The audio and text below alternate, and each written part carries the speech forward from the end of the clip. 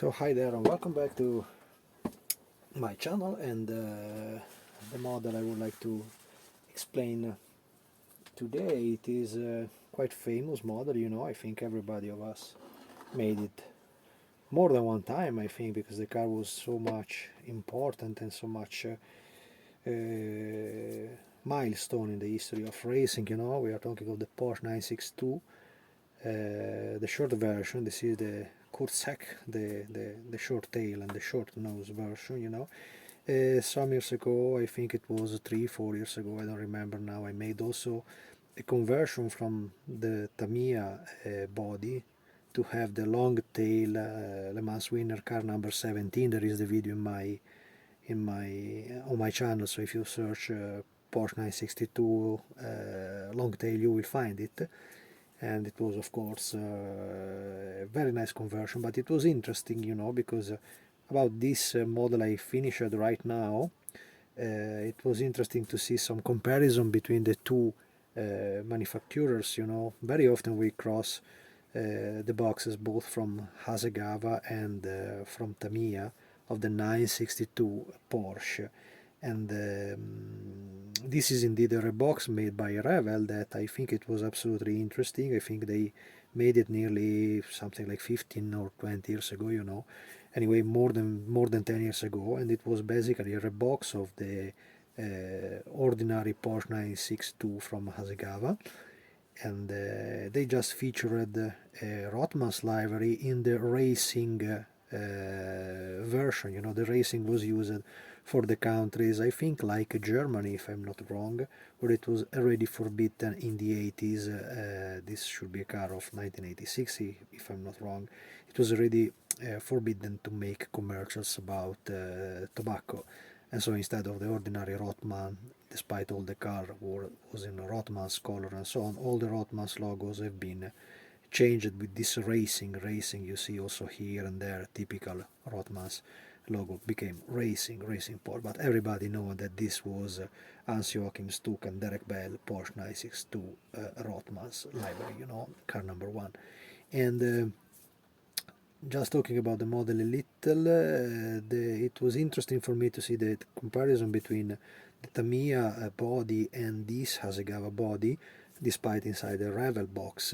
I think the Revell box is indeed more interesting than the original Hasegawa, because they just made basically two boxes of this 962, even if they named it like a 956, this was a 962 in reality, so the body is a 962, not a 956.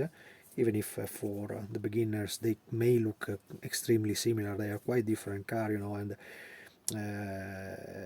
looking them carefully, basically the main difference you can spot between 962 to 956 inside this part, that usually in the 962 is a little longer, because one of the biggest modifications they had on the real car was that they changed the suspension of the car, and basically the paddle, the leverage for accelerator and brakings and so on, they were placed in a different position, trying to save the legs of the driver, because they were extremely dangerous in front crash.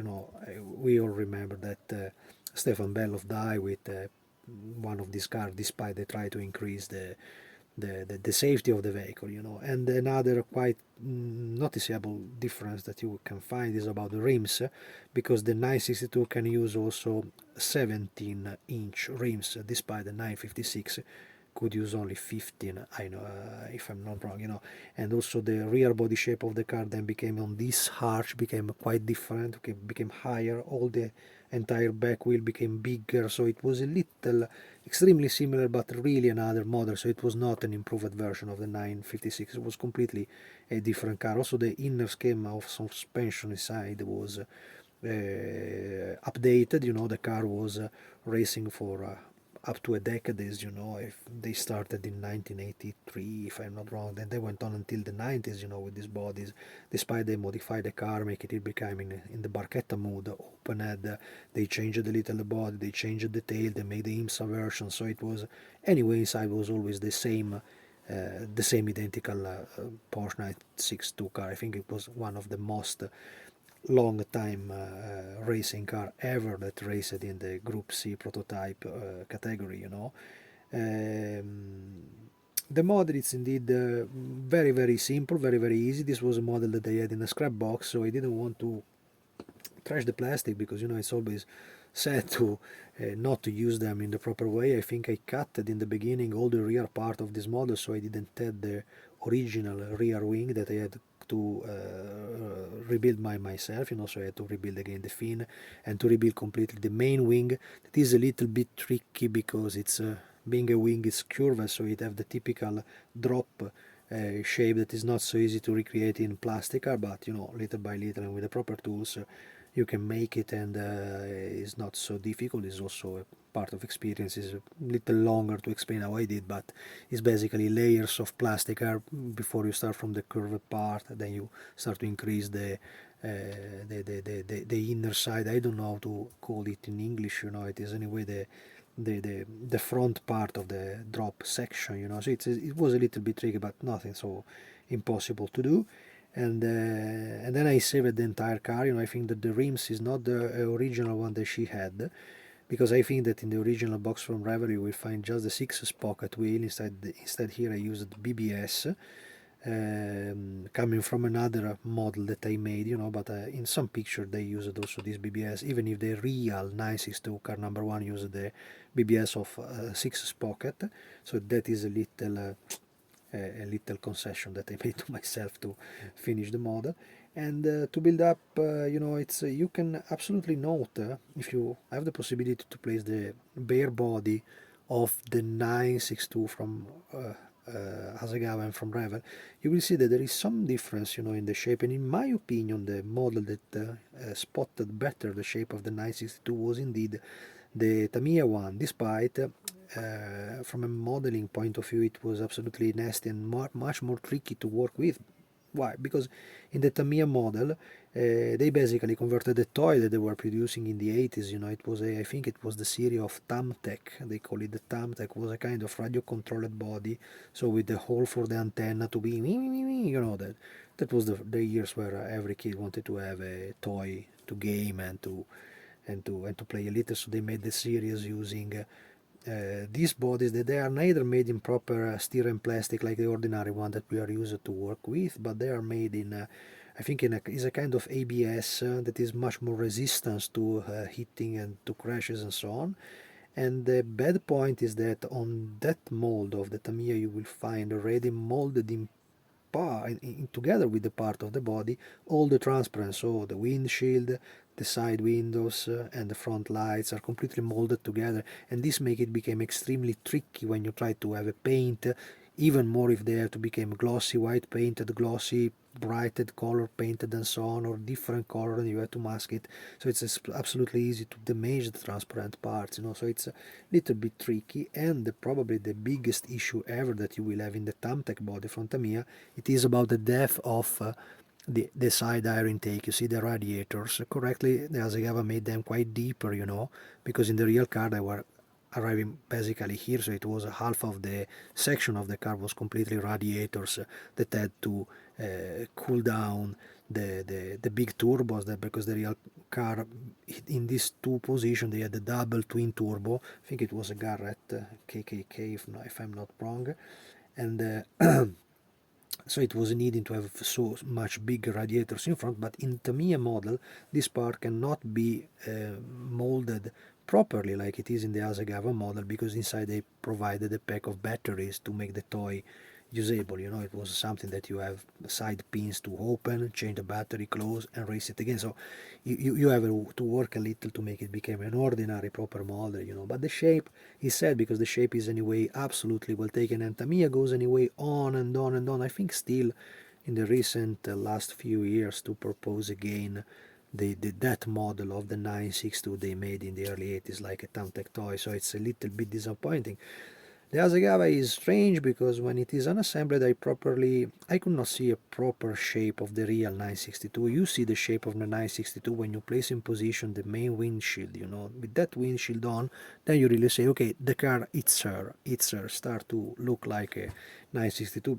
Despite during the build, I didn't feel that way, so it was a little bit awkward to go on in the building without looking the shape of the car. But anyway, I think with all the problem that also this model can have, basically it's extremely simple. So Hasegawa made a very simple curbside model, quite well done, because the plastic is in a way quality one, so it's very nice to work with. You don't have the ugly part that you can find today in companies using recycled plastic and so on, like Italeri and so on. That's extremely soft plastic. It's not nice at all to work with that. This is extremely crispy plastic. It's extremely hard one to scratch and to work with, so it's very nice for the final smooth that you can obtain. As you see here, I also made a glossy final effect with the Gunze Sankyo Glossy GX100, that in my opinion is one of the best ever, because it's also very easy to apply on the model, you know, and the result is not too thick like I had on some model with the 2K, and it's also properly representative for the period of the car. So this was a car of the late 80s that raced, I think, until the 90s and so on, so it's okay that it can be quite shiny, you know.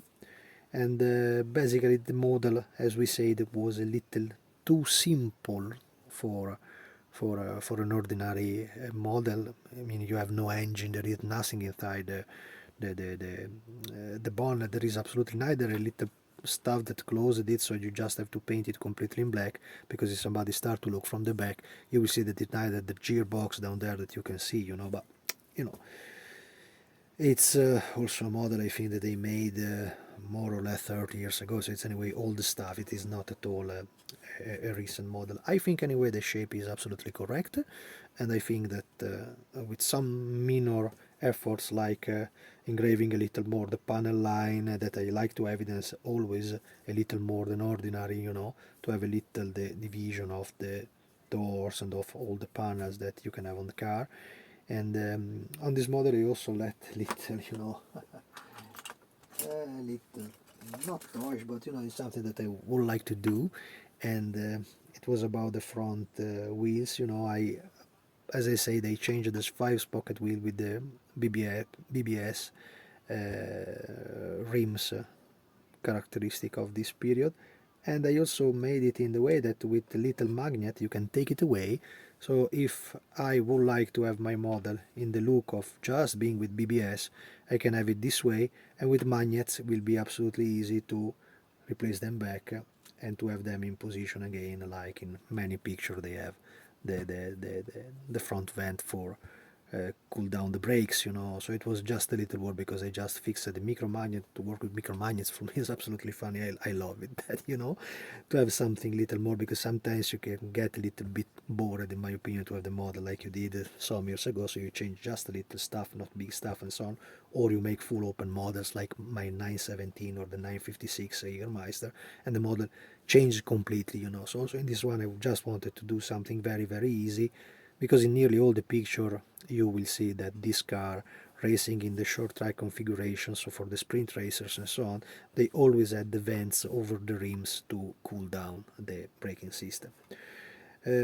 Final part that you always have to increase in this model, probably in the video you don't see so well, maybe in the reflex I can evidence, is about the wiper, you know. Because all the models, both Tamiya and Hasegawa, have an ugly wiper that I think I trashed somewhere, that if you see that is absolutely ridiculous, and it's really a punch in face to see of a finished model. So I completely rebuilt that with photo etched parts, so if somebody look at it they say, hey, the wiper is nice. Yeah, it have to be. And it's a little plus, you know, on this very simple and absolutely stunning model from Hasegawa Revell. That's it. I enjoyed so much the building. I think it take for me neither 2 weeks, you know, to complete it properly. Working very often on that, and nearly half of the time was used to rebuild the rear wing and the rear mountings with fins and so on. So it had to be a quite precise part. You see, everything have to be straight and in the proper position with the mountings and so on. So when you have the part, it's quite easy. When you don't have the part, it's not so easy at all. I love the model, I love the car, I love Porsches, you know me, and that's it. Thanks for watching.